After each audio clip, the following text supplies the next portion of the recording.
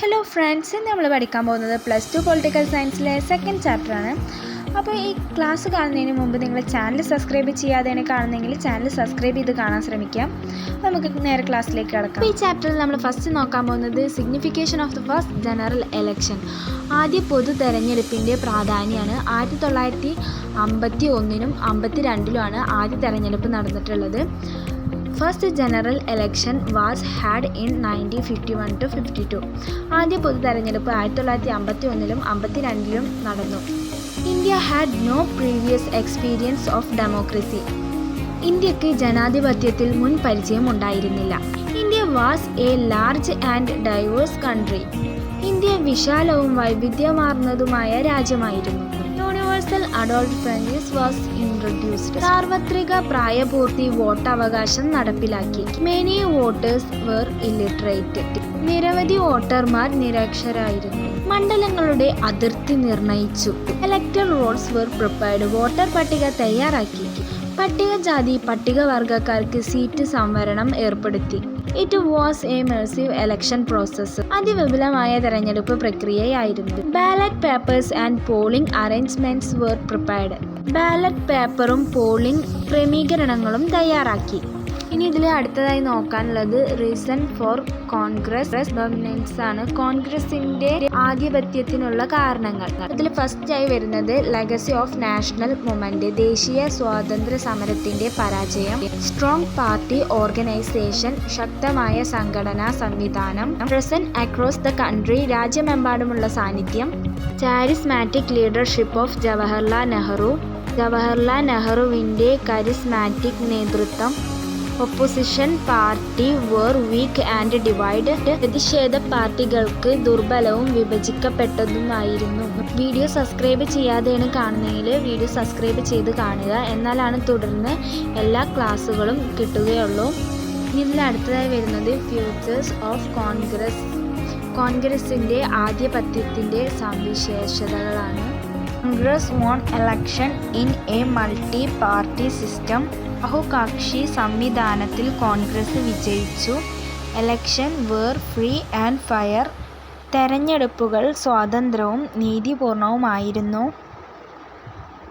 Good participation of vote. വോട്ടർമാരുടെ മികച്ച പങ്കാളിത്തം. FPTP system helped Congress win more seats.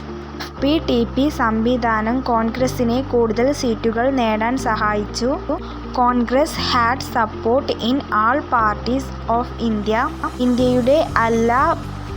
ഇന്ത്യയുടെ എല്ലാ ഭാഗങ്ങളിലും കോൺഗ്രസിന് പിന്തുണ ഉണ്ടായിരുന്നു. ഇനി അടുത്തൊരു ക്വസ്റ്റ്യനാണ് വരുന്നത്. ഇതിൽ പറയുന്ന കാര്യങ്ങളൊക്കെ ഇമ്പോർട്ടൻ്റ് ആയിട്ടുള്ളതാണ്. Explain why the Congress was called a rainbow party. കോൺഗ്രസിനെ റെയിൻബോ പാർട്ടി എന്ന് വിളിച്ചത് എന്തുകൊണ്ട്? ഈ കോൺഗ്രസ്സിൽ ഡിഫറെൻറ്റ് ഐഡിയോളജിക്കൽ ഗ്രൂപ്പ്സ് ഉൾപ്പെട്ടിരുന്നു. അതുകൊണ്ടാണ് it is known as the rainbow party എന്ന് അതിനെ വിളിച്ചിരുന്നത്. ഈ കോൺഗ്രസ്സിൽ ജാതി മതഭേദമില്ലാതെ എല്ലാവരെയും ഒരുപോലെ ഉൾപ്പെട്ടിരുന്നു. ഞാനിവിടെ ഷോർട്ടാക്കിയിട്ടാണ് നോട്ട് പറഞ്ഞിട്ടുള്ളത്, നിങ്ങളിതൊന്ന് ജസ്റ്റ് വായിച്ചു നോക്കുക. ഇനി ഈ ഭാഗത്തുനിന്ന് ഒരു 4 പാർട്ടികളെ കുറിച്ചിട്ട് പഠിക്കാണ്ട്. അപ്പോൾ അതിലാദ്യം വരുന്നത് കമ്മ്യൂണിസ്റ്റ് പാർട്ടിയാണ്. One of the oldest political party in India. ഇന്ത്യയിലെ ഏറ്റവും പഴക്കമുള്ള രാഷ്ട്രീയ പാർട്ടിയിലൊന്നാണ്. 1925ലാണ് രൂപീകരിച്ചത്. ദേ ബിലീവ്ഡ് ഇൻ ഡെമോക്രാറ്റിക് സെൻട്രലിസം. 1957ലാണ് കേരളത്തിൽ ആദ്യമായി കമ്മ്യൂണിസ്റ്റ് സർക്കാർ രൂപീകരിച്ചത്. ഇനി അവരുടെ ലീഡേഴ്സ്, ഇമ്പോർട്ടൻ്റ് ആയിട്ട് ശ്രദ്ധിക്കേണ്ട leaders: AK Gopalan, PC Joshi, EMS Namboodiripad. അപ്പോൾ ഞാനിവിടെ ഷോർട്ടാക്കിയിട്ടാണ് നോട്ട് പറഞ്ഞു തന്നിട്ടുള്ളത്. പിന്നെ നമ്മുടെ ചാനൽ സബ്സ്ക്രൈബ് ചെയ്യാൻ മറക്കരുത്. ഇനി അടുത്തൊരു പാർട്ടിയാണ് സോഷ്യലിസ്റ്റ് പാർട്ടി. 1934 കോൺഗ്രസിനുള്ളിൽ രൂപീകരിച്ചു. അവർ വിശ്വസിച്ചിരുന്നത് ഡെമോക്രാറ്റിക് സോഷ്യലിസത്തിലാണ്. അവരുടെ ലക്ഷ്യം establish a democratic socialist society. ഭൂവുടമകളെയും മുതലാളികളെയും അനുകൂലിച്ചെന്ന് കോൺഗ്രസിനെ വിമർശിച്ചു.